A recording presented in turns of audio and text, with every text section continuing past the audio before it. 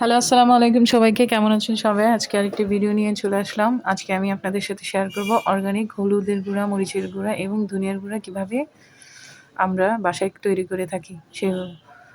চলুন সবাই ভিডিওটি দেখুন। এই যে আস্ত হলুদ এবং আস্ত মরিচ, শুকনো মরিচ, এগুলো ধনিয়া, আস্ত ধনিয়া, এগুলোকে আমরা বাজার থেকে আনিয়ে একেবারে ভালো করে ধুয়ে রোদে একদম শুকিয়ে নিয়েছি। এখন হলুদগুলোকে বেশি আস্ত ছিল বলে এগুলোকে পুঁতে দিয়ে পাটায় সুন্দর করে একটু ছেঁচে নিয়েছি, আধছাঁচা করে নিয়েছি। এখন এগুলোকে ব্লেন্ডারে দিয়ে আমি গুঁড়ো করে নিব।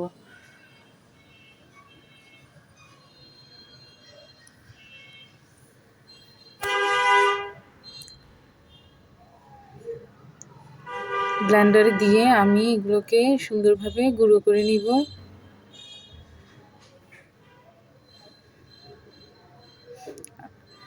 ব্লেন্ডারে গুঁড়ো করাটি আজকে আপনাদের সাথে শেয়ার করছি আমি। এই যে গুঁড়ো হয়ে যাওয়ার পরে একটি চালনি দিয়ে, একদম নিখুঁত একটি চালনি দিয়ে আপনি ভালোভাবে এগুলোকে চেলে নিলে একেবারে যেগুলো মিহি হয়ে গেছে সেগুলো নিচের দিকে পড়ে যাবে এবং একটু গোটা গোটা যেগুলো থাকে কম মিহি হয়েছে সেগুলো উপরে থেকে যাবে।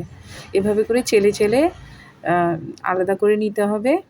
আর বাকিগুলোকে আবার ব্লেন্ডারে দিয়ে আস্তগুলোর সাথে আবার নতুন করে ব্লেন্ড করে আবার চেলে চেলে নেওয়া যাবে। এই যে দেখুন আমার এই যে ফার্স্ট যেগুলোকে আমি চেলে নিয়েছি সেগুলো দেখুন একেবারে মিহি হয়ে গেছে। এখন আমার হলুদ ব্লেন্ড হয়ে গেলে এগুলোকে বয়মের মধ্যে নিয়ে নিব। এখানে আমি হলুদ নিয়েছি আধা কেজি পরিমাণ।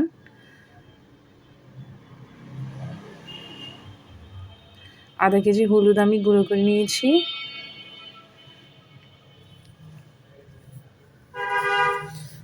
এখন আমরা গুঁড়ো করব ধনিয়াগুলোকে আস্ত ধনিয়াগুলোকে গ্রাইন্ডারের মধ্যে দিয়ে দিলাম, দিয়ে আমি ব্লেন্ড করে নিব। দেখুন সেমভাবে যে গুঁড়ো হয়ে গেলে এগুলোকে চালনি দিয়ে চেলে চেলে ভাবে যেগুলো মিহি হয়েছে সেগুলোকে আলাদা করে নিতে হবে। বাজারের হলুদের গুঁড়ো, মরিচের গুঁড়ো, এই গুঁড়োগুলোতে ভেজাল থাকেই, হয় পরিষ্কার থাকে না অথবা অন্য রকমের কোনো কিছু মিক্স করে এরকম থাকে। কিন্তু বাসায় তৈরি করাগুলো একেবারেই নিশ্চিন্তে খাওয়া যায়। এখানে কোনো ধরনের ভেজাল থাকে না পরিষ্কারের ক্ষেত্রেও, এবং অন্যান্য কোনো কিছু মিক্স করার থাকে না বলে এগুলো একেবারে নিশ্চিন্তে খাওয়া যায়। এই তো আমি আমার ধনিয়াগুলোকে চেলে নিয়েছি। ব্লেন্ড করার শেষে আরেকটি বয়মের মধ্যে নিয়ে নিলাম।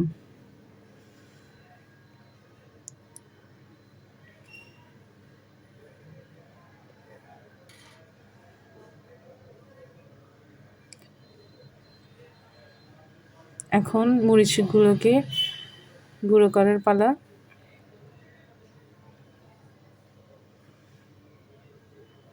শুকনো মরিচগুলো ব্লেন্ডারে দিয়ে আমি গুঁড়ো করে নিব।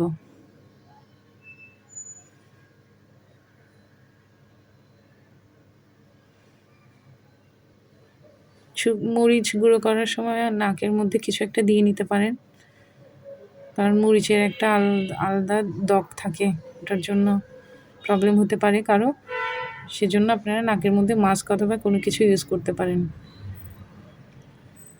এখন আমি চালনি দিয়ে চেলে চেলে এগুলোকে আলাদা করব, মিহিগুলোকে আলাদা করব।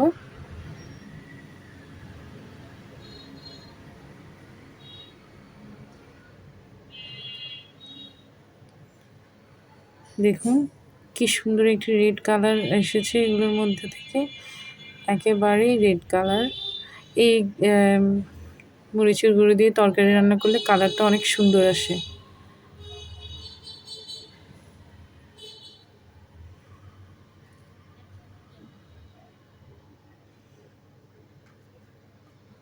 হয়ে গেছে মরিচের গুঁড়ো। এখন এগুলোকে বয়মের মধ্যে নিয়ে নিব।